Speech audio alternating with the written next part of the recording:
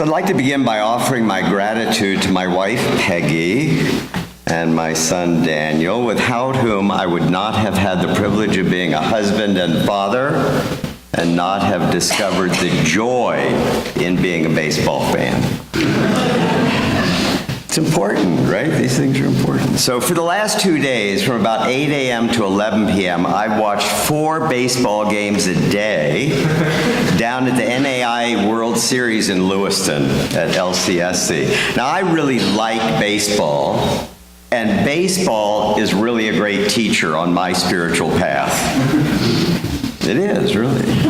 So when I go to a ball game, I take my scorebook and my collection of mechanical pencils, because scoring the game really helps me to stay focused and to pay attention. And paying attention is crucial, as it's the only way to come to understand baseball and how my responses to the game's moment-to-moment unfolding affect my engagement with it and my appreciation of it. Now, in baseball, what almost everyone focuses their attention on, me included, is the pitcher and the batter duel. And certainly watching each pitch is important, because the pitch is when the ball is put into play. But having watched enough baseball, I've learned that I'm not just attending to the pitch because that moment is important to the game, but because I'm hoping, like most fans, that something exciting is going to happen. In watching baseball, I discovered that my attention habitually aims towards where I hope things would please me. But I remember one year I was talking to a longtime baseball fan who said that he didn't always watch the pitcher-batter drama, because focusing on the one aspect of the game prevented him from seeing all the small things happening on the field, and thus deepening his understanding of just how nuanced the game is. And baseball is a very nuanced game. So when I fall into the habit of turning towards and focusing on the place where I hope to experience some excitement, I miss the second baseman's nod of his head to tell the shortstop who will handle the throw down to second base. Or the repositioning of the outfielders that tells me something about how they're going to pitch to this batter. Or the shortstop's popping of his hand in his glove to take out a runner on second base to get him to retreat. Or how the umpires realign themselves due to the number of people on base, or what direction the wind is blowing, or the length of the grass on the field, or how much rain we had, all of which will affect a ball put into play, and on and on and on and on. Baseball's a nuanced game. Since understanding the game is essential to my full appreciation and engagement with it, instead of focusing my attention solely towards what I hope will yield some excitement for me, I try and take the time to notice the little things that can be so huge in appreciating and engaging with the game. Noticing, appreciating, and engaging with the nuances of our national pastime helps me to avoid engaging in that other more ubiquitous national pastime of expecting every play in the game to suit me, to be pleasurable for me, to be for me, an approach to the game that is sure trouble. They say that hitting a major league pitch is the hardest thing to do in any sport. And indeed, turning around a 100-mile-per-hour fastball and hitting it 400 feet or more into the upper decks is really superhuman. And today, in what they call the modern era of baseball, fans come to the game to see balls blasted into outer space because I've suggested we Americans seek to be entertained. And if you question that viewpoint, think about our relationships to those ever-present little entertainment centers that we call cell phones, right? I mean, it's really an entertainment center, right? I mean, it's not a cell phone, right? So baseball has changed over the years to accommodate that manufactured need for excitement, to become a speeded up, power hitter, home run, excitement-driven game in stadiums designed to assault your senses with 1,000-plus square foot jumbotrons offering video games and blaring music between innings, and of course free Wi-Fi at every seat. Certainly. I mean, really, don't get me wrong, right? I like the excitement of home runs and double plays.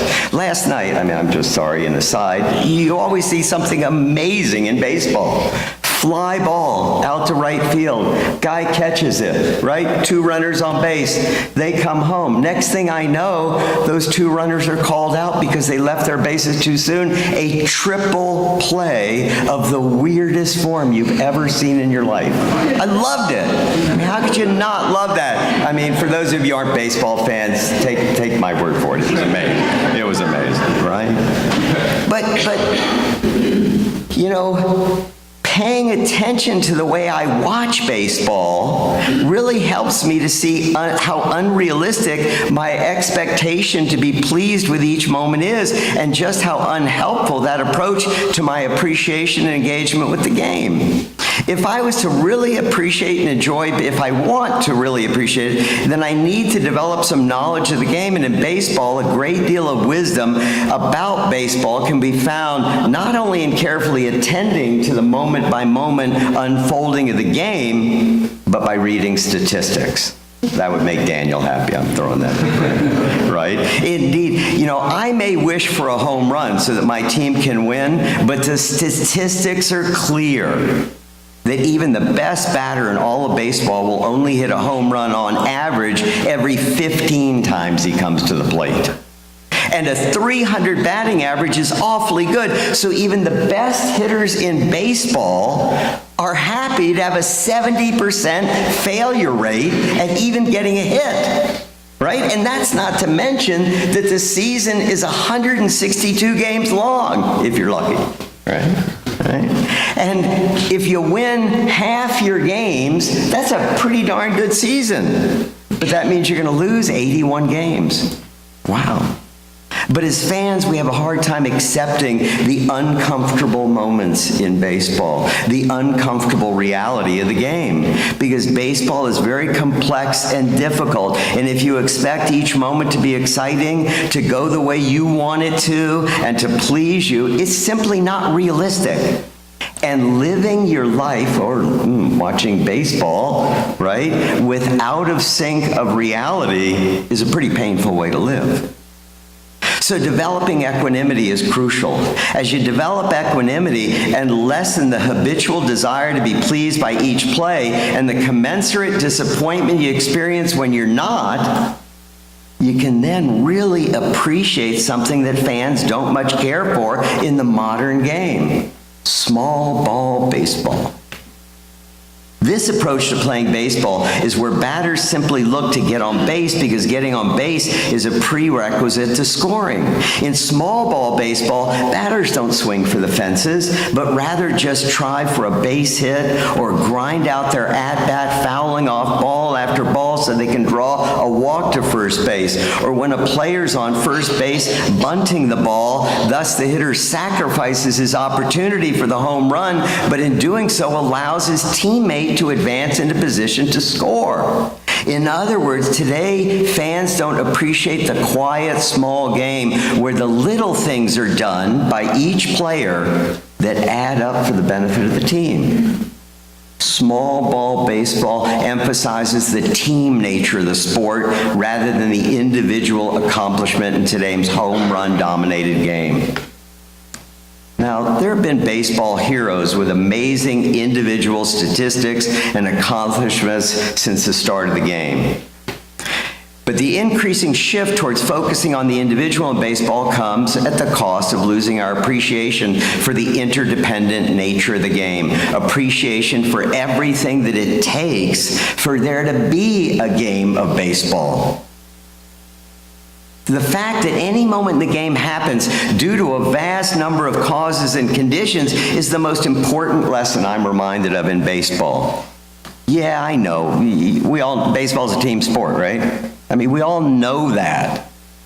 Yet the reason we need to remind ourselves again and again that baseball is a team sport, and remind ourselves of the interdependent nature of baseball and the interdependent nature of our lives, in case you haven't caught on that baseball is both being used as a place for spiritual practice as well as a metaphor for our lives in this talk, right, is because of our own natural inclination to live self-referentially.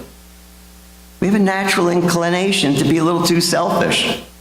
And when we're too focused on ourselves and on our own pleasure and displeasure, we find that that's actually counterproductive to seeking, to achieving the happiness that we want. Every play, every moment in baseball relies on all the players, not just the pitcher and batter. Every moment relies on the landscapers, the announcers, the cooks, the ticket scalpers, the janitors, the steel riggers. I mean, you get the idea. And their parents, and going back generation after generation after generation. And, well, what about those poor steers who give up their hides for the balls? Right? I mean, what about what about the grass, right? What about the soil, the weather, right? I mean, what about all the things going back to the Big Bang, right? And further and further and further, because every one of those tiny moments is what made, well, baseball possible. That play, right? That home run wasn't just that batter swinging a bat and the ball going over. It's a little more complicated than that. And this, of course, is not to mention our own minds. Right? Here's where Buddhism kicks in. Remember, it's a Buddhist birthday. Our habitual ways of responding to the game as it unfolds actually construct our moment-by-moment experience, and thus determine the ease or the lack of ease that we and those around us experience. And while we can't change the strikeout that's the final play resulting in the loss of a crucial game, it's the focus of the Buddhist spiritual path to change our habits of mind such that the loss is not, and here's key word, unnecessarily devastating. Unnecessarily devastating. Regardless of the fact that announcers call the games with the focus on individuals, right? He hit the home run and won the game. Not so much, right? By keeping in mind that every moment of the game is due to a near infinite number of conditions, I am not so quick to blame a player who commits an error. And I'm not so quick to suggest it's only because an individual player hit a home run that we won the game. Reminding myself of the vast web of conditions that make every moment possible puts my life in a broader context, and I'm reminded that baseball is not being played for me. I broaden my gratitude for all the human and non-human players in every moment of the game, even when the play doesn't please me, doesn't meet up to my expectations. It is in appreciating all the small things that make each moment possible that I'm able to more fully engage and appreciate the amazing feats that are so exciting. And at the same time, I'm more fully able to engage, appreciate, and accept baseball's heartbreaks. Baseball helps me to practice a middle way.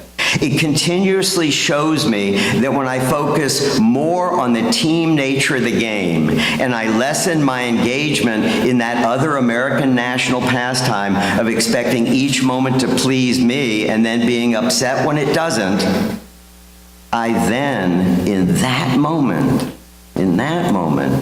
experience some real presence for baseball, some real engagement with and appreciation of baseball.